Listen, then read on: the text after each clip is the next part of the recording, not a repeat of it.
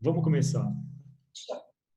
E aí, Fábio, se eu te desse um desafio, que é as bases do pensamento computacional para discutir este tema numa live no YouTube com professores digitais de mais de 19 estados, certo?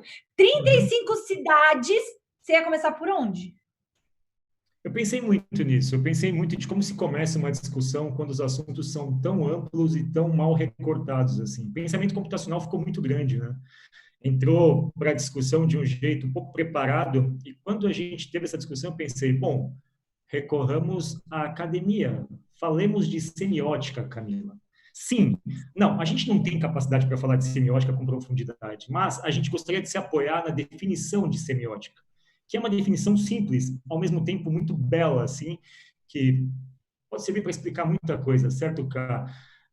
Semiótica é o estudo da construção do significado, Camila. Eu acho que o que a gente mais fez nos últimos anos foi construir significados, né? Estudar como é que esses novos signos, essas novas linguagens, elas são incorporadas no métier, no comércio, na indústria, na transformação digital. Como é que a gente consegue construir significados de forma que todo mundo se sinta abraçado na discussão de um tema tão amplo como o pensamento computacional? Então, a gente parte da base muito primitiva da semiótica e a gente vai se propor aqui, eu e você, a quebrar um pouco esse termo pensamento computacional, certo? Perfeito. A gente vai construir o significado de pensamento computacional com vocês.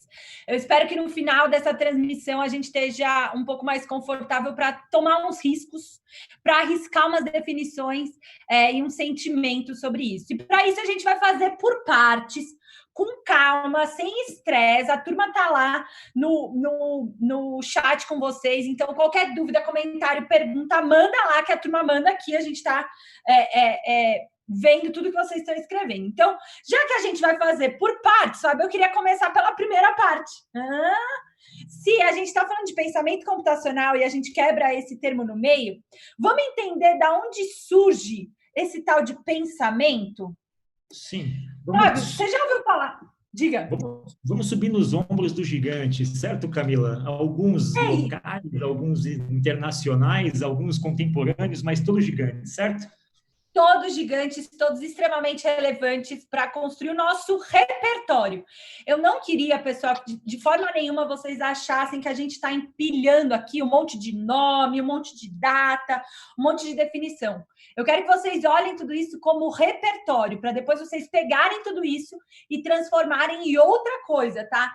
A gente vai trazer aqui algumas coisas do nosso repertório para compartilhar com vocês e vocês poderem criar o de vocês. Se tiverem outros, manda aí para a turma que está vendo no chat, tá?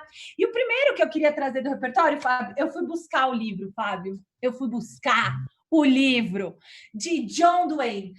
Talvez alguns educadores que estejam aqui nessa live tenham a clareza de quem foi, né, essa pessoa, mas ele, de alguma forma, foi Estados Unidos, norte-americano, todo um contexto progressista de produção de educação, e ele cunhou o que ele chama de escola nova, né? Onde ele definiu o pensamento como a única forma de você construir conhecimento. Então, essa frase, para mim, é bem icônica do John Dewey, que é: o aprendizado se dá quando compartilhamos experiências, e isso só é possível num ambiente democrático, onde não haja barreiras ao intercâmbio de pensamentos. Então, ele acreditava muito que... Your voice is down. Que nessa escola nova, a gente precisava ter intercâmbio de pensamentos, Fábio. Ele acreditava num negócio que chama conflito positivo. Você já me ouviu falando nisso? Pô, a gente tem esses conflitos positivos. Eu sei outras coisas dele também. Além de conflito positivo, eu sei algumas outras coisas desse rapaz. Vai, me conta, Fábio. Ai, me Você conta aí, falou mais coisas de John Dewey. Ele era partidário de uma corrente filosófica do pragmatismo, o John Dewey. E ele acreditava muito na observação da relação das pessoas com o ambiente e de como os ambientes modificavam as atitudes das pessoas. E quando a gente fala de pensamento computacional num país tão desigual como o Brasil, é muito importante saber que ambientes distintos vão causar interações distintas.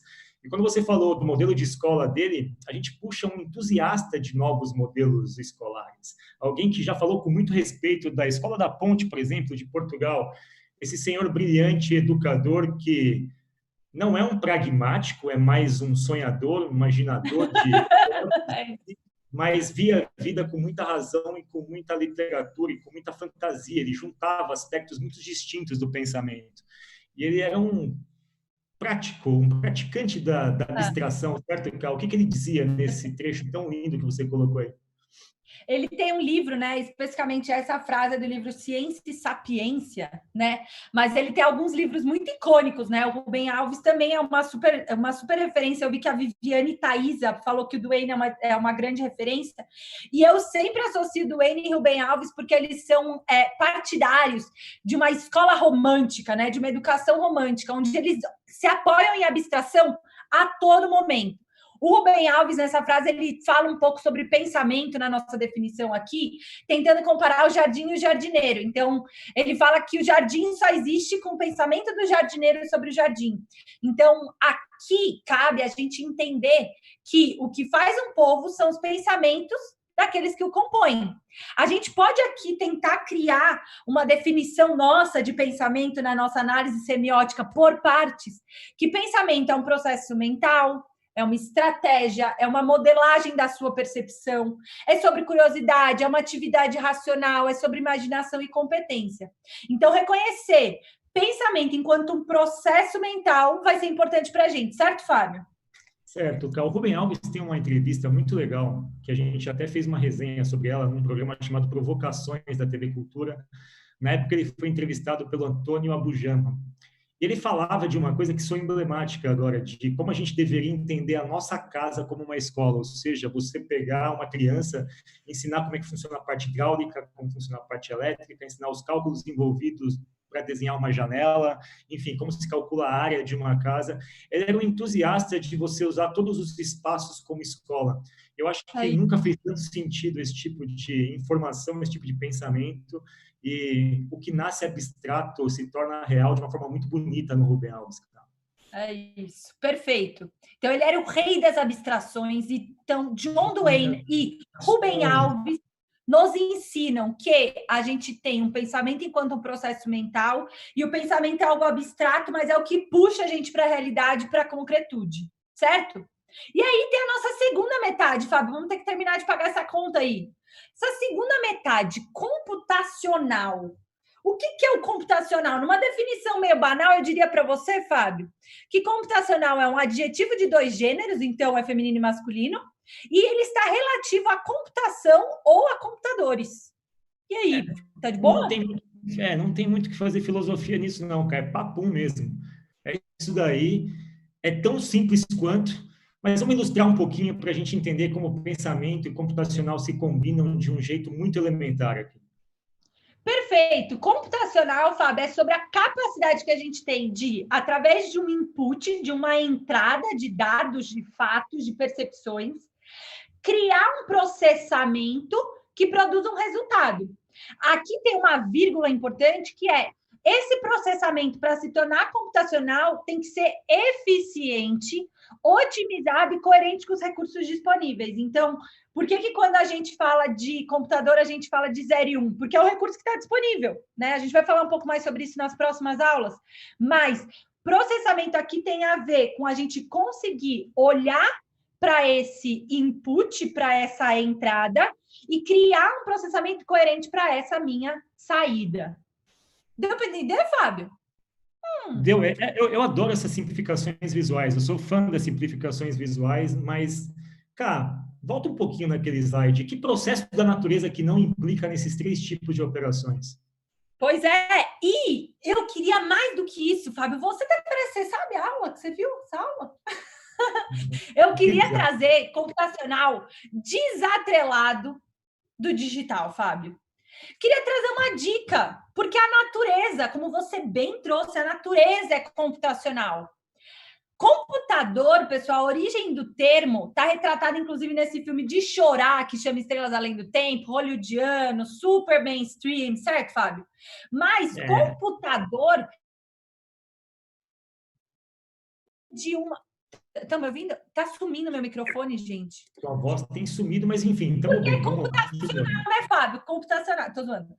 Aqui a gente tem a clareza de que computacional não é necessariamente digital. Computadores, né, as computadoras, eram uma função no período de guerras.